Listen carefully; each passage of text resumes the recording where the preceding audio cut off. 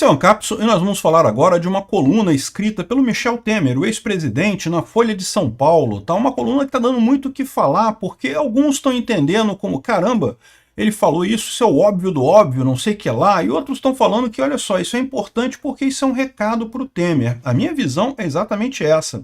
Isso daqui é uma informação muito importante para a gente, porque o Temer está no centro da elite aristocrática socialista de Brasília. Ele é a turma do lado de lá e está indicando uma crítica ao Alexandre de Moraes. Ou seja, eu acho que a coisa ficou pesada para todo mundo do lado de lá. O Alexandre de Moraes está perdendo apoio. Pode ser que não aconteça imediatamente, que eles não vão tirar o apoio dele imediatamente, coisa e tal.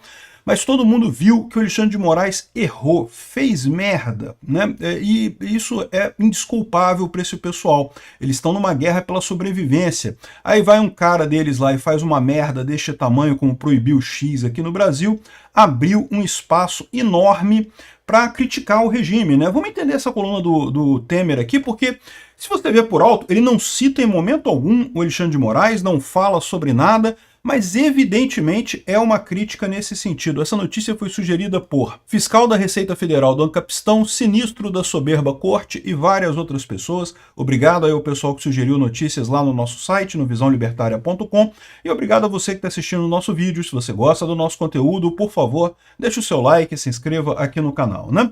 Pois bem, o Temer, o motivo da coluna é sobre a comemoração da independência do Brasil, o 7 de setembro, que aconteceu nesse sábado, e todo mundo viu o que aconteceu. Você teve uma separação quase que exclusiva do povo e do governo, né? Em Brasília, estava ali a elite aristocrática socialista de Brasília, o Lula, Alexandre de Moraes, a turminha toda ali, todo mundo se abraçando, todo mundo rindo, muito descontraído, muito tranquilos ali em Brasília.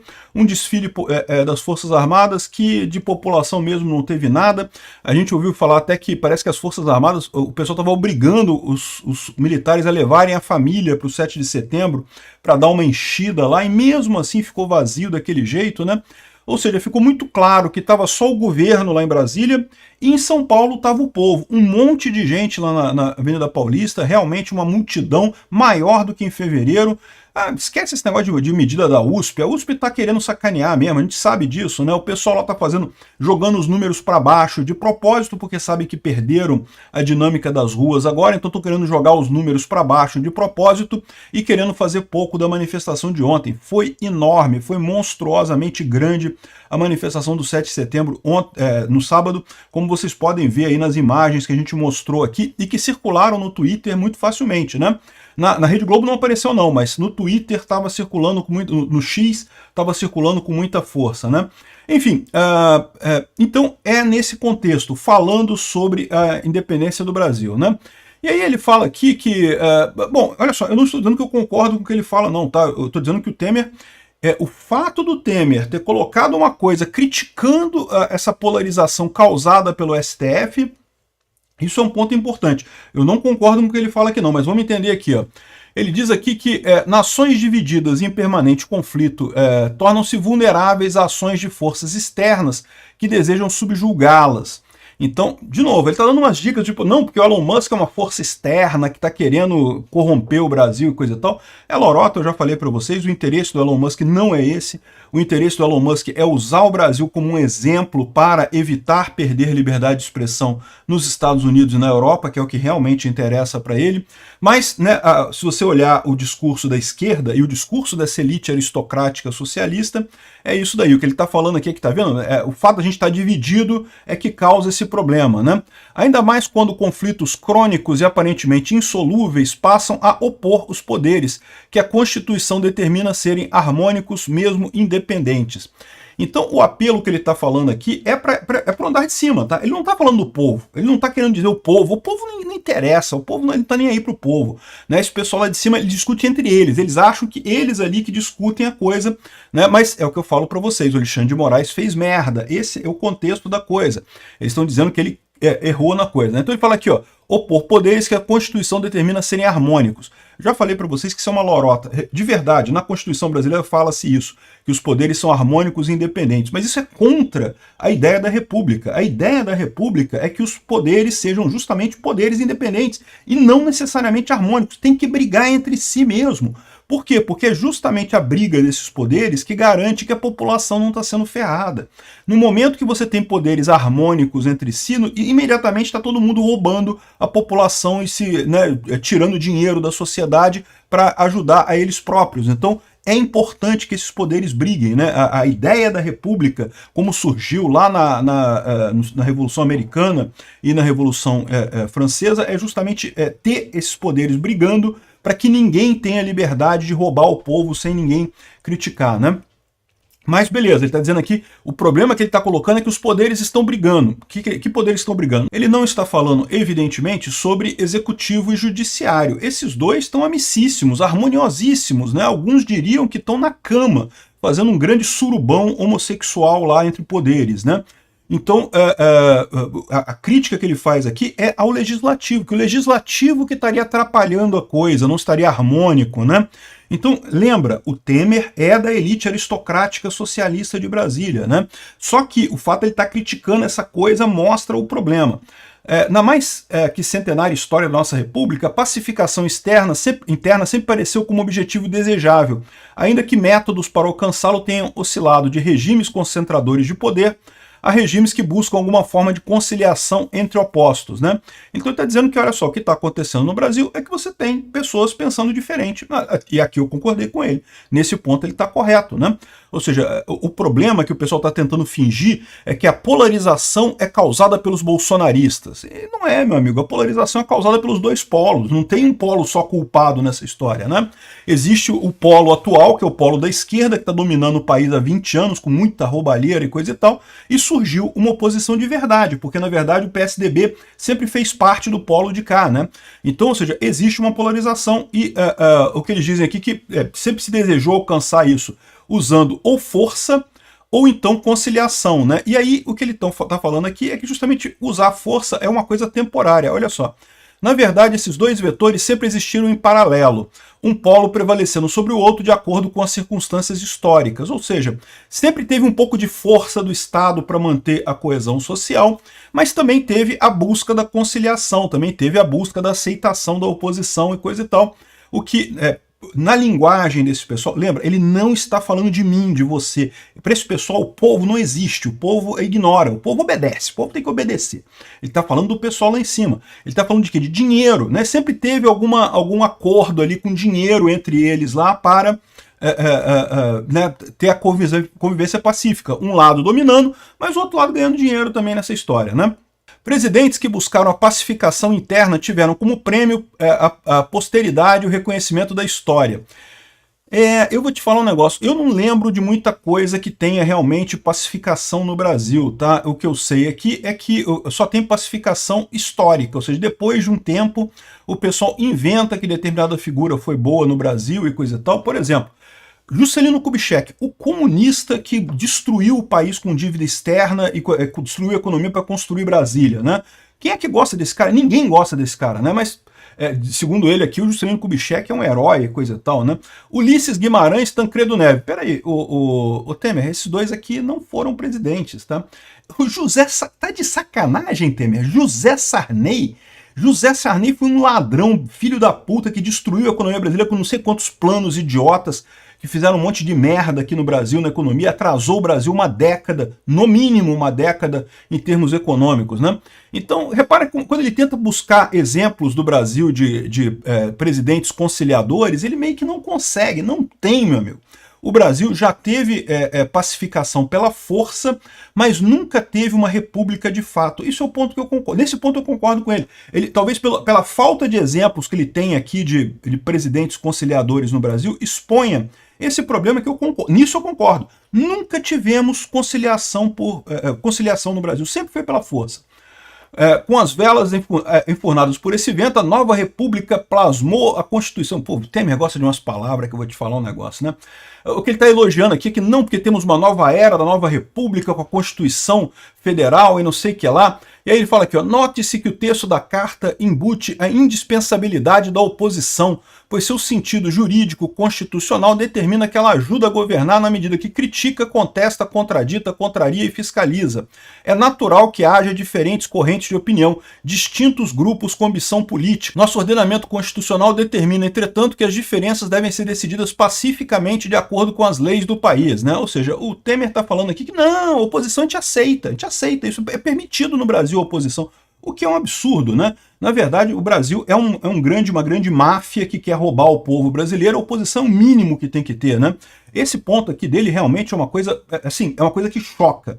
Mas, de novo, ele não está falando pra gente. Tem que o contexto dessa história ele não está falando pra gente, está falando pro pessoal lá de Brasília. E se vale para os cidadãos, também vale para as instituições do Estado. Jamais deveriam lançar combustível na fogueira das paixões políticas. Aí, olha só, aqui ele está falando do STF. Por que ele está falando do STF aqui? Porque o Congresso é essencialmente político. A presidência da República, né, o Executivo, também é essencialmente político, não tem como fugir. O único poder que não deveria ser político, mas está se lançando no fogueira das ações políticas, é o STF, é o Judiciário, né? Isso apenas acalentaria a tendência de uma indesejável radicalização, além de minar a segurança jurídica de que decorre a segurança social, essencial para investimentos, o trabalho e o relacionamento entre indivíduos e instituições. Cumprir rigorosamente o sistema normativo é perseguir a paz. Então repara que ele está criticando exatamente as ações do Alexandre de Moraes. Por quê? Porque o Alexandre de Moraes, no sentido de perseguir a direita a qualquer custo, trouxe uma insegurança jurídica enorme no Brasil para os investimentos. É o que eu estou falando aqui. O pessoal no dia a dia pode não perceber o absurdo que foi o bloqueio dos bens da Starlink por conta da dívida do X. Mas isso em termos jurídicos, em termos de investimento, isso pode matar o Brasil economicamente. Pode ser um plano cruzado 2 do Brasil, matar por mais uma década. Matar, assim, não vai morrer nunca, né? O Brasil vai sempre estar aqui. Mas pode destruir a economia brasileira por mais um bom tempo aí pela frente, fazer mais uma década perdida da economia brasileira por conta de uma decisão idiota do cara, né? E aqui que é o ponto que eu falo para você, está bem clara nesse parágrafo aqui, ó, a crítica do Temer ao STF. E depois ele deixa claro aqui, ó, e o Supremo Tribunal Federal será sempre o primeiro e maior interessado em cumprir a regra à risca, né? É lógico, ele está dizendo que o STF não está cumprindo essa regra, o interesse deveria ser esse, né?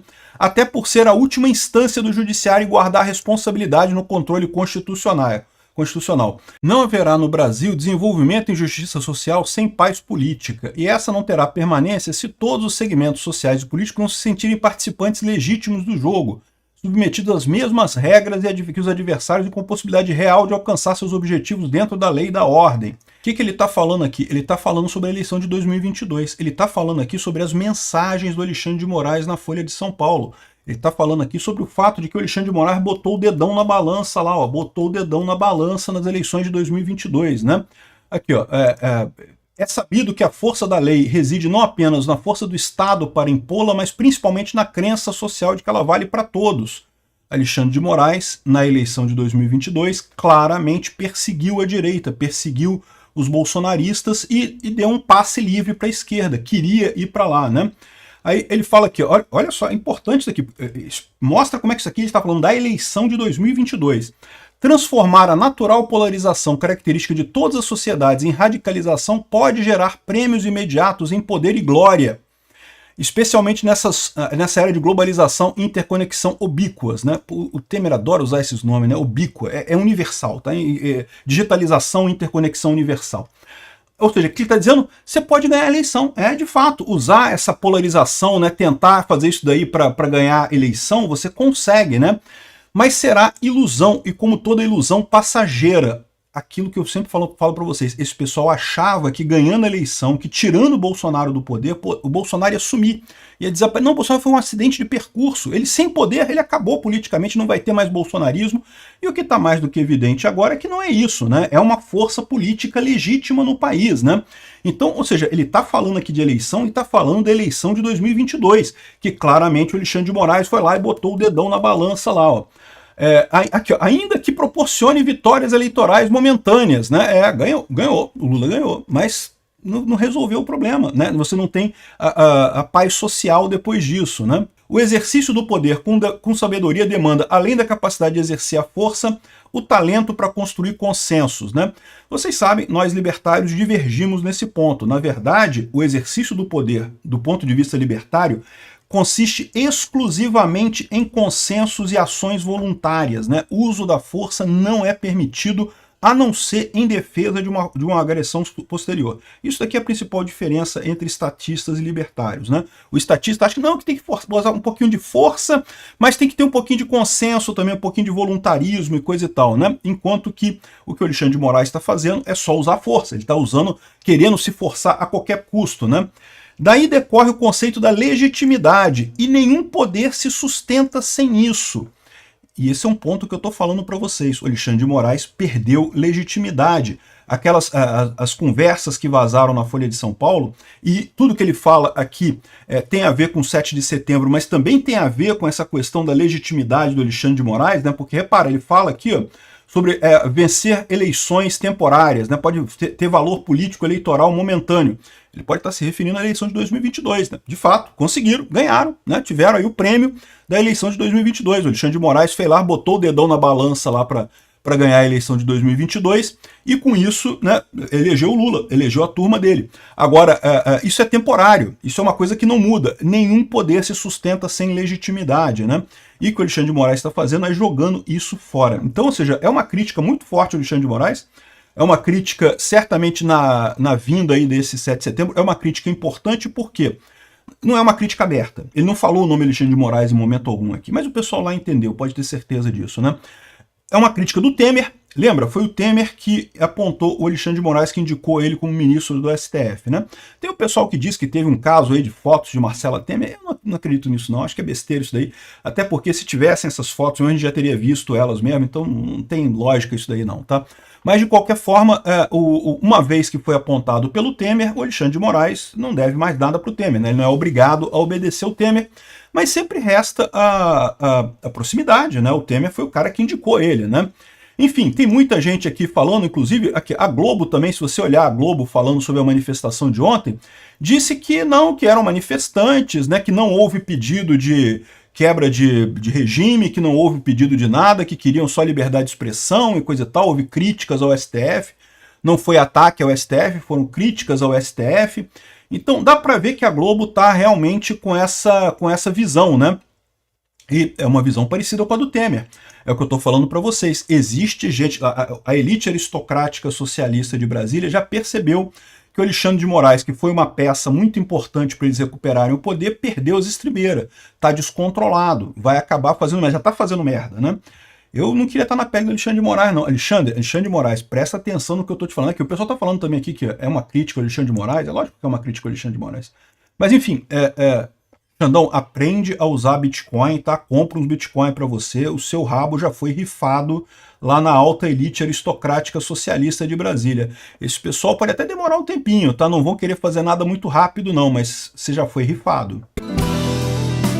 Obrigado por assistir o vídeo até o final.